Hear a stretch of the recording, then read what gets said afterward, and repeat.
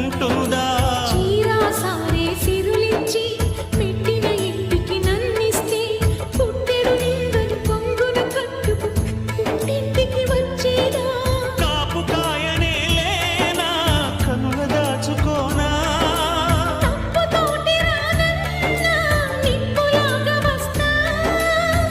ఎన్ని జన్మలైనా నీకు చెల్లినవుతాను. పేగు అదురుతోందమ్మా, ప్రాణములుకుతోందమ్మా, పుట్టింటికి రమ్మా చెల్లెమ్మా.